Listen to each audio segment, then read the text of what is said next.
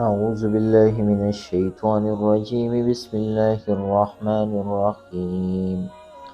الحمد لله رب العالمين الرحمن الرحيم. صدق اللہ العظیم. سورہ فاتحہ کے متعلق تفسیر میں ہم نے الحمدللہ رب العالمین کا ترجمہ اور تفسیر بیان کیا تھا. اب انشاءاللہ ہم آج اس کی دوسری نمبر جو آیت ہے الرحمن الرحیم، اس کا ترجمہ اور تفسیر انشاءاللہ آپ لوگ آج سیکھیں گے. پہلے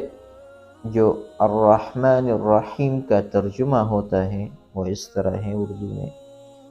جو بڑا مہربان نہایت رحم کرنے والا ہے. لیکن اس کا ترجمہ آپ لوگوں کو تب سمجھ میں آئے گا جب اس کے تفسیر پر آپ لوگ غور کریں گے کہ رحمان اور رحیم میں جو لغت کے اعتبار سے جو معنی پایا جاتا ہے اس پر آپ غور کریں گے تو انشاءاللہ اس کا ترجمہ اور تفسیر آپ کے لیے آسان ہوگا. رحمان اور رحیم دونوں اللہ تعالیٰ کے صفاتی نام ہے. ان دونوں کا مادہ یعنی جس سے یہ الفاظ بنے ہیں وہ ہے رحمت، رحم کا مادہ، رحمت کا مادہ، اس سے یہ دونوں بنے ہیں. رحمان عربی زبان میں فعلان کے وزن پر مبالغہ کا صیغہ ہے اور رحیم فعیل کے وزن پر صفت مشبہ ہے. فعلان جو وزن عربی میں استعمال ہوتا ہے ان میں 3 باتیں نمایاں ہیں. فعلان کا وزن صفات عارضہ کے لیے استعمال ہوتا ہے، جیسے پیاسے کے لیے عطشان، غضبناک کے لیے غضبان،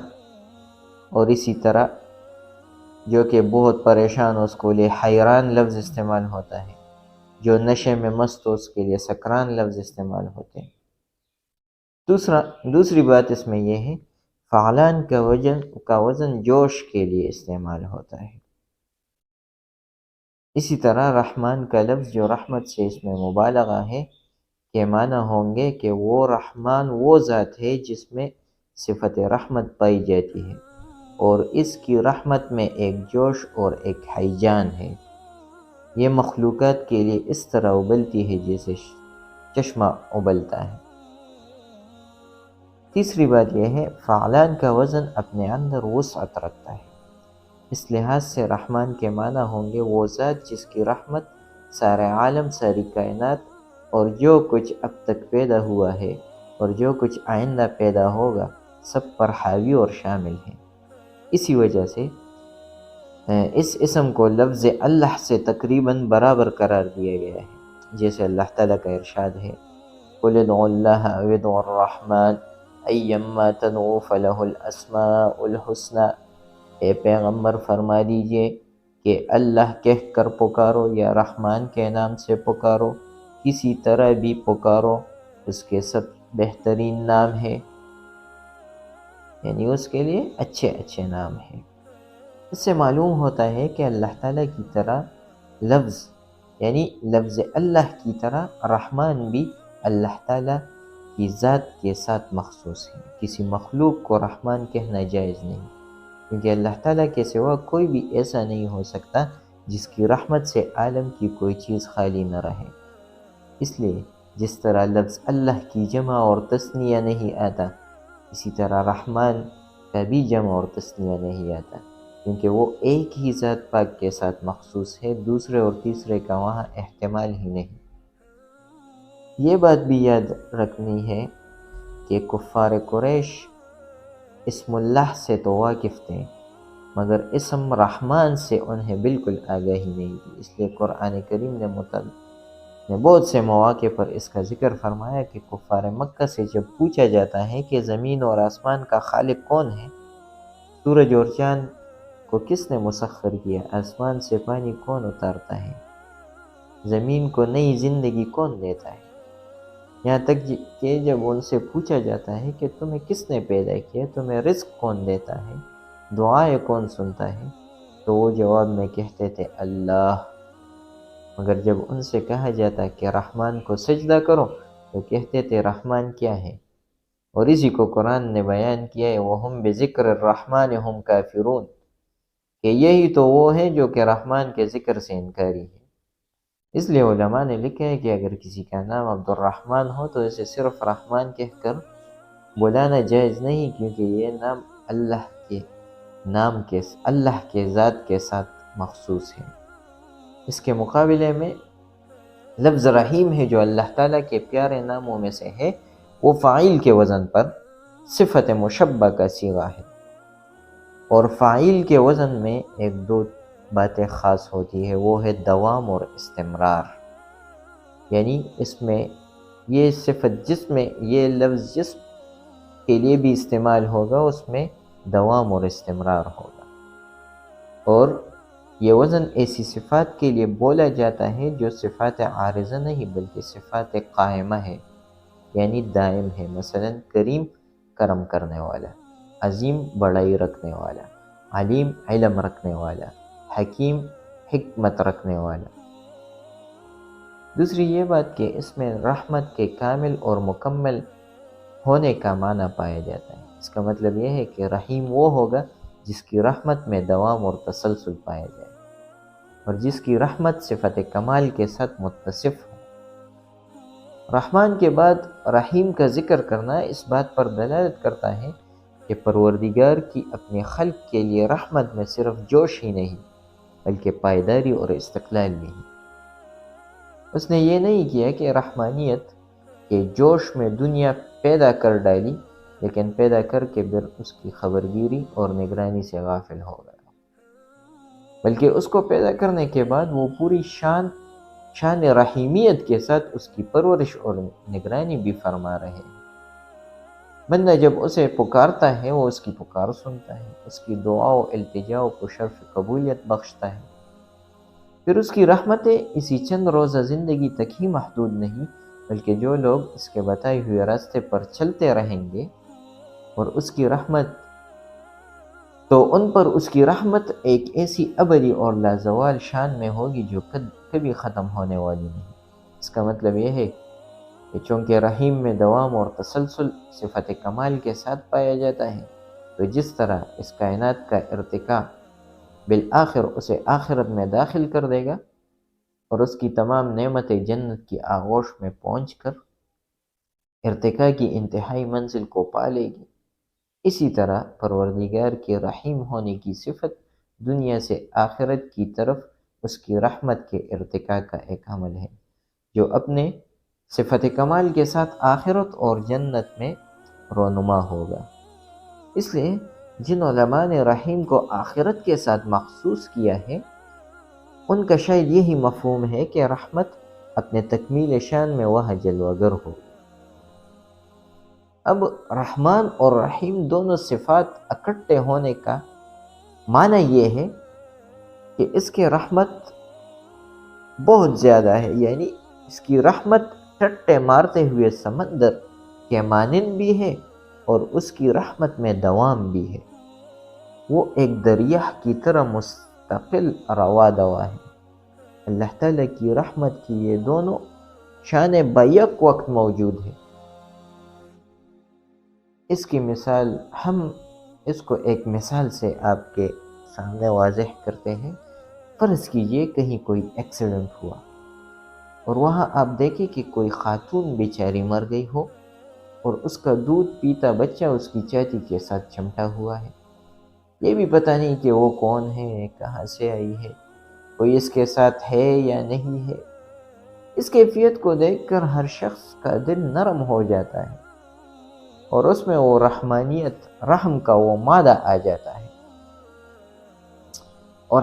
وہ شخص جس کی طبیعت کے اندر نیکی کا کچھ مادہ ہے چاہے گا کہ اس لاوارث بچے کی کفالت اور اس کی پرورش کی ذمہ داری اٹھا لوں، لیکن ہو سکتا ہے کہ جذبات کے جوش میں آپ یہ کام تو کر جائیں لیکن کچھ دنوں کے بعد آپ کو پچھتاوا لاحق ہو جائے کہ میں خواہ مخواہ یہ ذمہ داری لے بیٹھا اور میں نے ایک بوجھ اپنے اوپر ناحق طاری کر لیا۔ چنانچہ ہمارے اندر رحم کا جو جذبہ ابھرتا ہے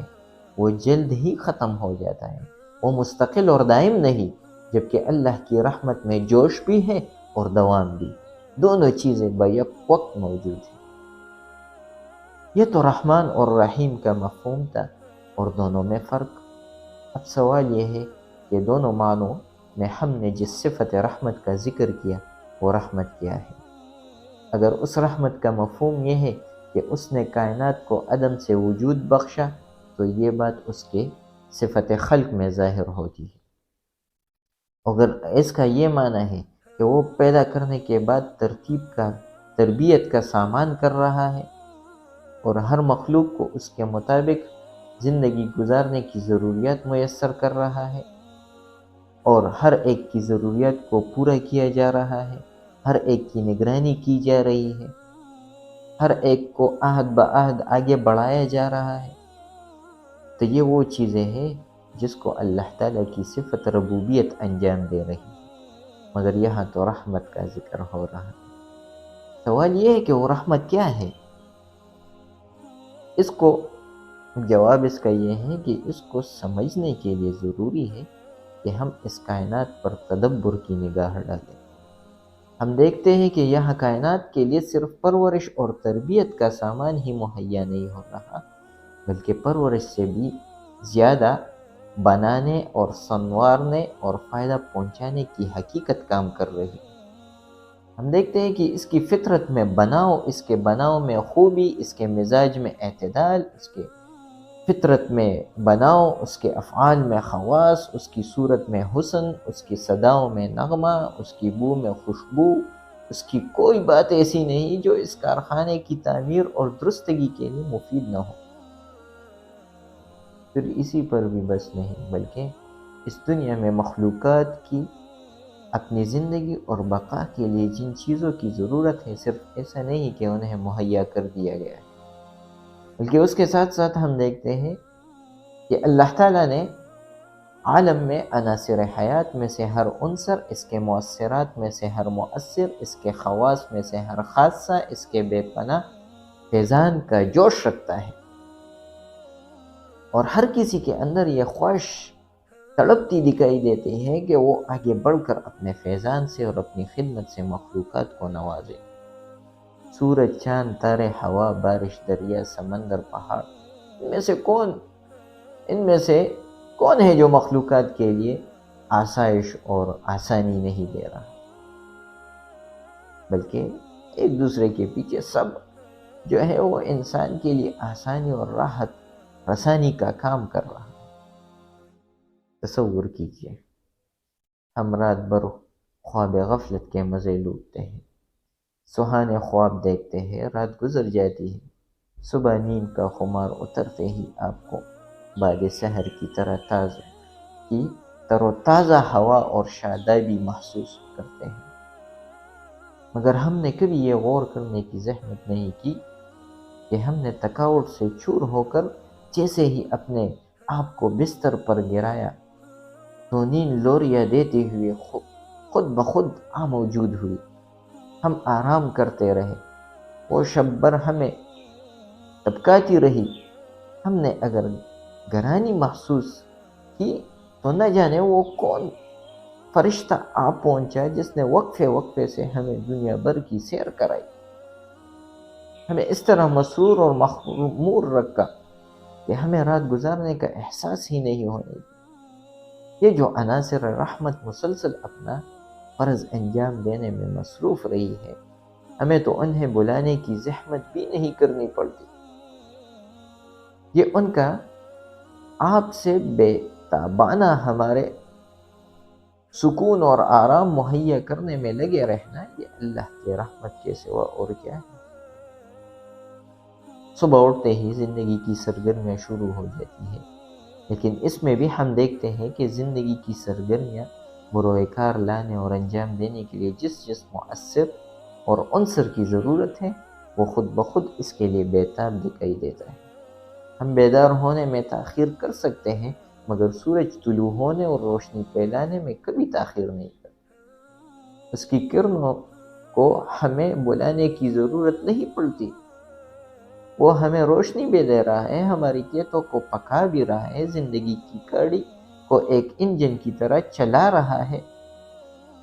اگر زمین کو آبیاری کی ضرورت ہے تو سمندر سے کرنوں کی ڈول بر بر کر کھینچ رہا ہے، ابر کی جاتریں بچھا رہا ہے، پہاڑوں سے برف کو پگھلا رہا ہے، ندی نالوں کے ذریعے زمین کی ضرورت پورا کرنے میں لگا ہوا ہے۔ رات آتی ہے تو چاند اپنا فرض انجام دینے اور اہل زمین کی خدمت کرنے کے لیے موجود ہوتا ہے، اور رات کے مسافر کو راستہ دکھاتا ہے، دلوں کو مسرتوں سے معمور کرتا ہے، پلوں میں مٹاس پیدا کرتا ہے۔ کلیاں کبھی چٹکنے سے نہیں رکتی، پھول خود بخود مشام جام کو معطر کرنے کا فرض انجام دے رہا ہے۔ قرآن کریم ہمیں بتاتا ہے کہ تمہیں اس حقیقت کو سمجھنے کے لیے زیادہ دور جانے کی ضرورت نہیں۔ فَلْيَنْظُرِ الْإِنسَانُ إِلَىٰ طَعَامِهِ، انسان کو چاہیے کہ اپنے کھانے کو ہی دیکھے، جو غذا اس کے سامنے پڑی ہے وہ کہاں سے آئی۔ یقیناً گندم سے تیار ہوئے یہ ایک ایک دانہ ہتھیلی پر رکھ کر سوچو کہ یہ کیسے تیار ہوا۔ کسان نے زمین میں کاشت کیا اور دانوں کو دفن کر کے گھر چلا آیا، لیکن اس کے غیر حاضری میں زمین کی قوت نے اپنا کام کیا، ہوا نے اپنا فرض انجام دیا، سورج نے سمندر کا شوربہ کھینچ کر ابر کی چادریں بچھائی، موسم کے تغیرات اور ہوا کی گردش نے آبیاری کا کام کیا، سورج نے اس دانے گندم کو پکایا، چاند نے اس میں مٹھاس پیدا کیا۔ غرض یہ کہ تمام کارخانے ہستی ایک خاص نظم و ترتیب کے ساتھ اس کے بناوٹ میں خود بخود بے تابانہ مصروف ہے۔ کسان یہ سمجھتا ہے کہ گندم کا یہ کھلنا میری محنت کا نتیجہ ہے، لیکن یہ وہ نہیں جانتا کس طرح عناصر قدرت اور زمین نے اس گندم سے پر اپنی محنت کی، اپنے فرائض انجام دے کر اسے روٹی کے قابل بنایا۔ اسی مختلف نعمتوں کا ذکر اللہ تعالیٰ قرآن کریم میں فرماتے ہیں، اور یہ تمام نعمتیں سراسر اللہ کی رحمت کا ظہور ہے۔ اسی کی طرف پروردگار توجہ دلاتے ہوئے فرماتا ہے، ان فی خلق السماوات والارض واختلاف اللیل والنہار لآیات لأولی الالباب، بلا شبہ آسمان اور زمینوں کی پیدائش میں، رات دن کے ایک کے بعد ایک آتے رہنے میں عقل مندوں کے لیے نشانیاں ہیں۔ وَمِن رَحْمَتِهِ جَعَلَ لَكُمُ اللَّيْلَ وَالنَّهَارَ لِتَسْكُنُوا فِيهِ وَلِتَبْتَغُوا مِن فَضْلِهِ وَلَعَلَّكُمْ تَشْكُرُونَ، کہ یہ اس کی رحمت کی کارسازی ہے کہ تمہارے لیے رات اور دن ٹھہرائے گئے تاکہ رات کو راحت پاؤ اور دن میں اللہ کا فضل تلاش کرو تاکہ تم شکر ادا کرو۔ اب اس کے ساتھ اس کی رحمت کی جو صفت ہے اس کا یہ تقاضا ٹھہرا کہ جہاں انسانوں کو ظاہری اور باطنی نعمتوں سے نوازا گیا، وہاں اس کے استعمال اور اس کی حدود کا علم بھی دینا چاہیے، ورنہ یہ اس کی صفت رحمت کی ناتمامی ہوگی۔ چنانچہ اس نے انسان کو علم سے بہرور کرنے کے لیے کتابیں اتاری اور رہنمائی، اور ان کتابوں سے رہنمائی حاصل کرنے کے لیے انبیاء اور رسول بھیجے۔ کتابوں کے نزول کے بارے میں اللہ تعالیٰ نے فرمایا، وَإِنَّهُ لَهُدًى وَرَحْمَةٌ لِّلْمُؤْمِنِينَ، یہ قرآن ہدایت ہے اور رحمت ہے مومنوں کے لیے۔ پھر فرمایا، وَرَحْمَةُ رَبِّكَ خَيْرٌ مِّمَّا يَجْمَعُونَ، اور پھر اس کی تعلیم کو دنیا بھر کے خزانوں سے بہتر اور برتر بتایا، یعنی تیرے رب کی رحمت قرآن بہتر ہے ان تمام خزانوں سے جن کو یہ لوگ جمع کرتے ہیں۔ پھر قیامت تک جو ذات مکمل رہنما اور آئیڈیل تھی اسے نور بنا کر ہمارے پاس بھیجا، اور اس کے بارے میں فرمایا، وَمَا أَرْسَلْنَاكَ إِلَّا رَحْمَةً لِّلْعَالَمِينَ، یہاں تک کہ تو اللہ کی صفت ربوبیت اور اس کی صفت رحمت کو کسی حد تک جاننے کی کوشش کی ہے۔ ان دونوں کے بیان سے یا ان دونوں کے مطالعے سے علم و معرفت کا ایک اور دروازہ ہمارے سامنے واضح ہوتا ہے، وہ یہ کہ جب اللہ تعالیٰ کی ربوبیت کے فیضان کو دیکھتے ہیں کہ اس نے ہمارے لیے زمین کا فرش بچھایا، آسمان کی چھت تانی، پھر زمین سے ہمارے لیے مختلف قسم کی غذائیں پیدا فرمائی، زندگی کے امکانات ایک سے ایک بڑھ کر ہمیں عطا کیے، دل و دماغ کی رعنائیاں عطا فرمائی، ہمارے ظاہری اور باطنی، روحانی اور مالی ہر طرح کی ضروریات کو مہیا فرمایا، ایسی نعمتیں عطا فرمائی اور اس وسعت سے دسترخوان نعمت بچھایا کہ آدمی انہیں دیکھ کر یہ کہے بغیر نہیں رہ سکتا، دنیا تو ایک بہشت ہے اللہ رے کرم، یعنی اللہ کے کرم سے دنیا ایک بہشت ہے، جنت ہے۔ کن نعمتوں کو حکم دیا ہے جواز کا، کن نعمتوں کو حکم دیا ہے جواز کا، کن فرما کر ان نعمتوں کو حکم دیا کہ ان کے لیے ہو جاؤ، عطا کر دیا گیا۔ اب یہ بات بھی جاننی لازمی ہے کہ اس کے بعد یعنی الرحمن الرحیم کے بعد اللہ تعالیٰ فرماتے ہیں مالک یوم الدین، اور یہ رحمت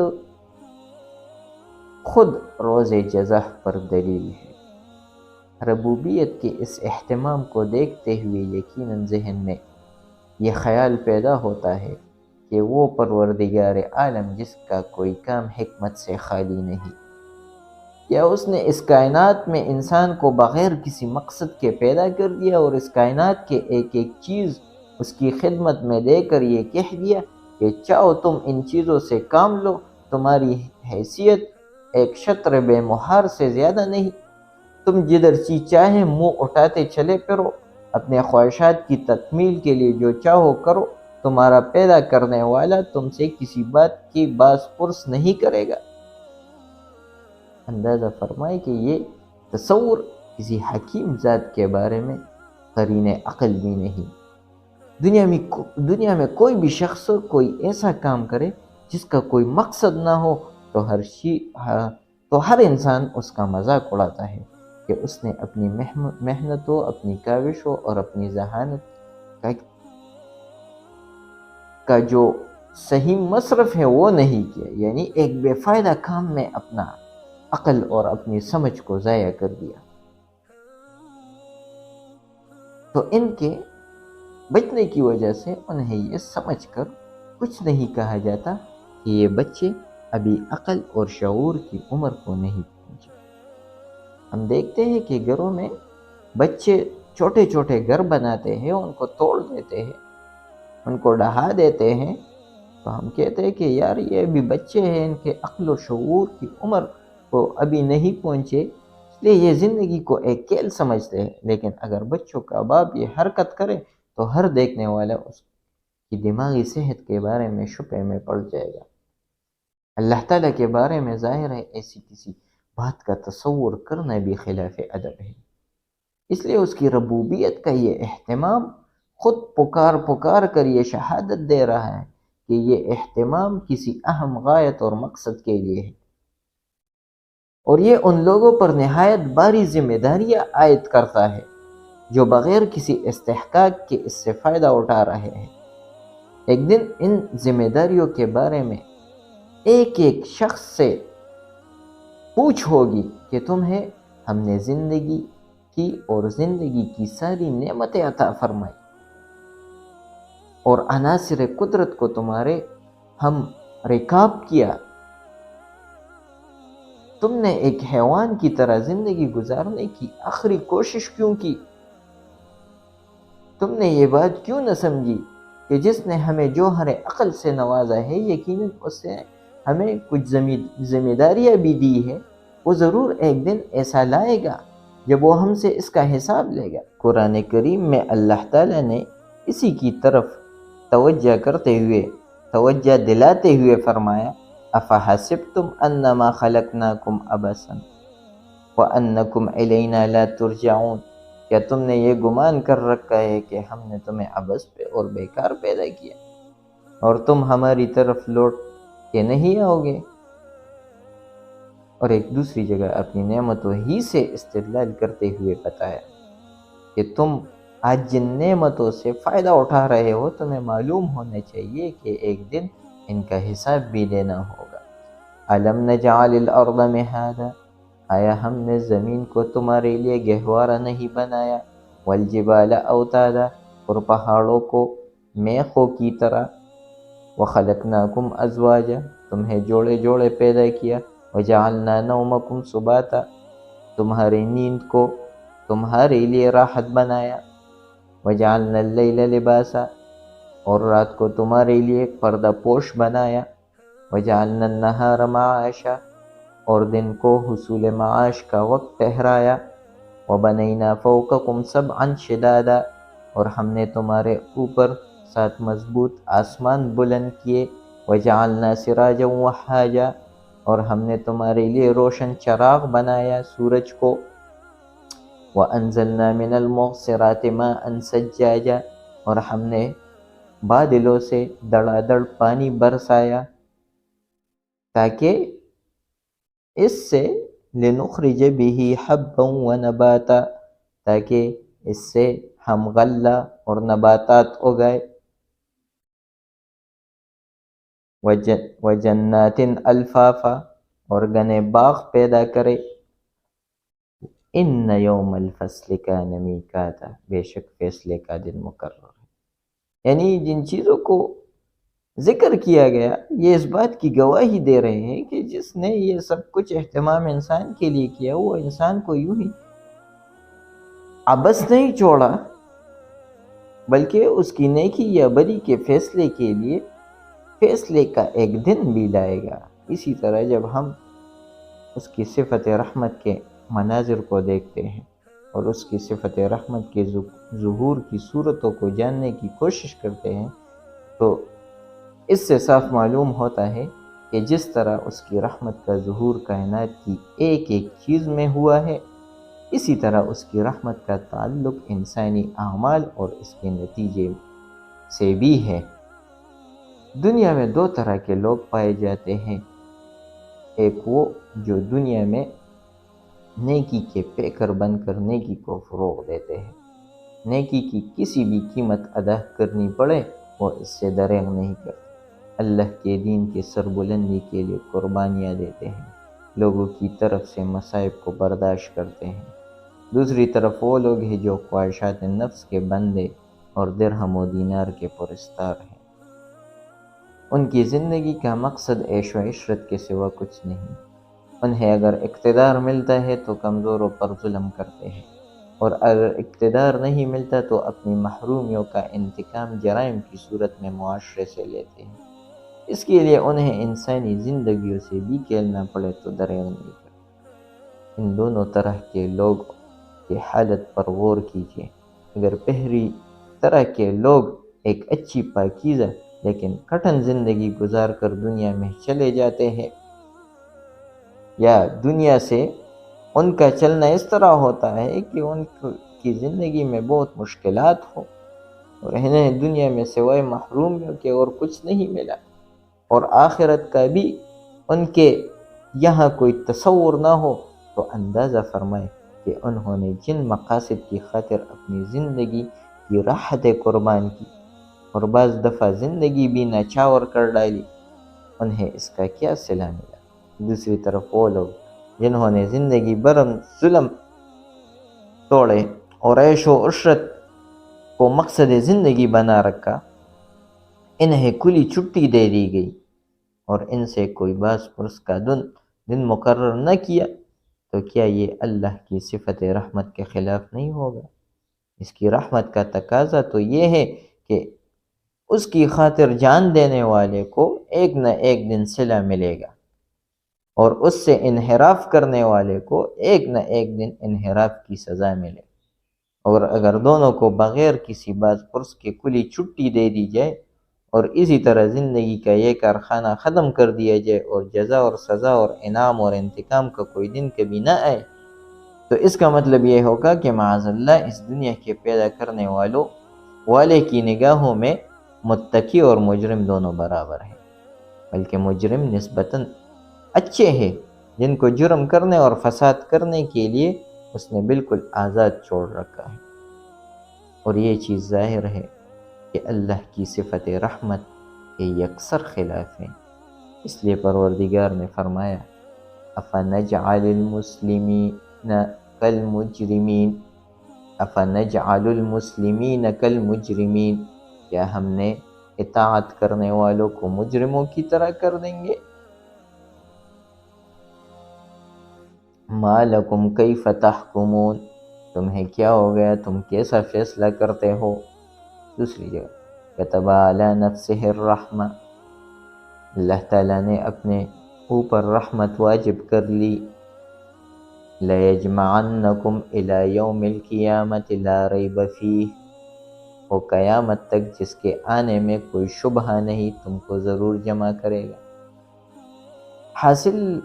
یہ ہے کہ اللہ کی صفت ربوبیت اور اس کی صفت رحمت کا یہ تقاضا ہے